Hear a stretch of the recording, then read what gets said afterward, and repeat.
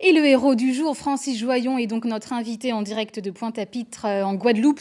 Bonsoir Francis Joyon, merci d'être avec nous. Félicitations à vous. C'est une victoire avec un scénario incroyable. Est-ce que vous l'imaginiez, ce final, à gagner la route du Rhum dans les tout derniers instants?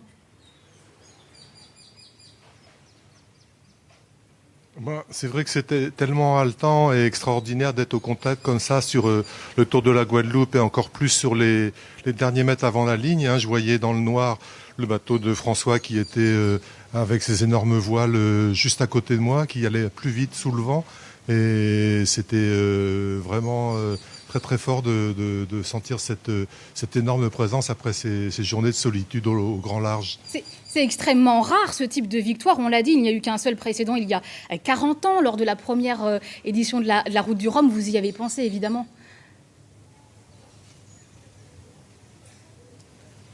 Oui, bien sûr, j'ai pensé à cette arrivée anthologique avec Mike Birch, où c'est à l'arrivée de la première Route du Rhum, et c'est ce qui a fait un petit peu l'histoire de cette course et le renom de cette course, le fait qu'il y ait aussi un petit multicoque qui arrive plus vite qu'un grand monocoque. Là, on était deux grands multicoques. Les questions se posent plus tellement maintenant entre les différences de vitesse d'un bateau à l'autre. Alors restez encore un peu avec nous, Francis Joyon. On va aller à Drou, sur Drouette, le village d'Eure-et-Loir où vous avez grandi avec votre famille. Il n'y a pas la mer et pourtant c'est bien là que vous avez appris la navigation. C'est ce que nous racontent Garo Kevorkian et Étienne Breil. On a stressé, moi j'ai stressé jusqu'au bout. Difficile d'aller se coucher quand votre fils réalise l'une des plus belles courses de sa carrière. Claudine, la mère de Francis Joyon, est restée éveillée toute la nuit pour suivre la victoire de son grand garçon. Je savais qu'il pouvait le faire parce qu'il est très tacticien au niveau Guadeloupe. Il connaît bien l'arrivée en Guadeloupe. Mais vu les possibilités du bateau de Gabard, attention, c'est un super bateau. Et puis Gabard, un super navigateur aussi. Et quand j'ai vu que je le dépassais, j'ai dit « Oh là là là là, mon Dieu, pourvu qu'il garde la distance !» Si Francis Joyon s'est destiné au grand large suite à un stage de voile à 17 ans, c'est dès son plus jeune âge que l'envie d'aller sur l'eau lui est venue. Il y avait un petit copain, ils avaient une vieille baignoire qui ne servait plus à rien.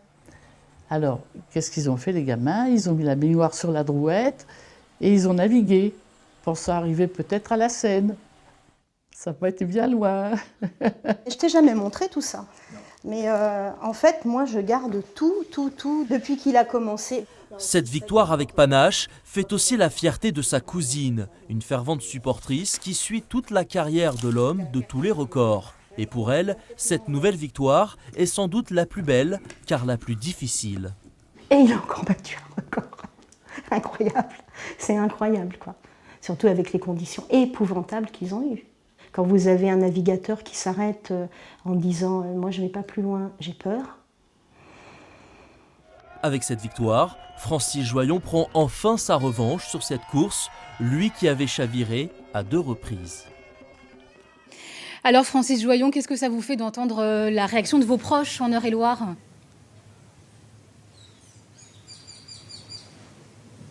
Oui, c'est vrai que j'ai pas eu le temps de téléphoner à un moment depuis mon arrivée, tellement la vie a été agitée. J'en profite pour lui dire un petit bonjour. On se parle par le télé interposé, c'est original. C'est original. Je suis très fier de ce qu'elle a dit. C'est vrai que c'est grâce un petit peu à ce stage de voile qu'elle a gentiment offert que j'ai pu découvrir la voile et avancer après dans la voile. Et c'est vrai cette anecdote, vous avez appris à naviguer dans une baignoire sur la Drouette ?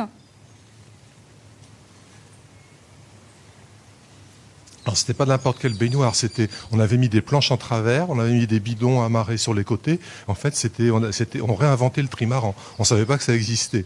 Et avec les copains, on s'aventurait comme ça. On avait des problèmes de bras de liaison, enfin des problèmes structurels classiques qu'ont connus mes concurrents. Je les ai connus dans la Drouette déjà la Drouette, ça fait 1,70 m de large. C'est pas une aventure raisonnable. C'est une fierté pour vous, Francis Joyon, d'être originaire de la Beauce plutôt que de la Bretagne, comme beaucoup d'autres navigateurs ?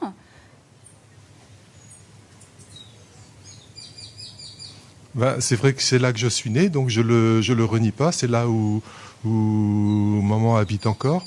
Et c'est vrai que il n'y a pas que les grands champs de blé, hein. D'ailleurs, j'ai vu que les grands champs de blé se hérissaient d'éoliennes. Et je trouve que c'est une très bonne idée d'utiliser les énergies naturelles. Ça donne une grandeur au paysage que j'ai beaucoup apprécié, moi qui ai une fibre écologique développée et qui aime pas trop les centrales nucléaires. J'ai trouvé très beau ces centrales, je trouvais très beau ces éoliennes qui surgissaient dans la Beauce. Une dernière question rapidement. Francis Joyon, vous avez 62 ans, vous êtes loin encore de la retraite. Est-ce que vous comptez repartir pour un nouveau tour du monde ?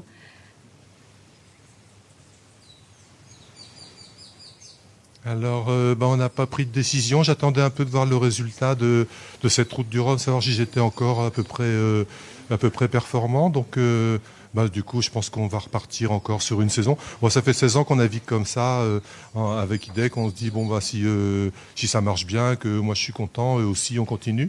Et finalement, à chaque fois, ça se passe bien, donc on continue. Voilà. Merci beaucoup Francis Joyon d'avoir été notre invité depuis Pointe-à-Pitre en Guadeloupe où vous avez remporté donc cette route du Rhum avec panache. Félicitations encore pour votre belle victoire.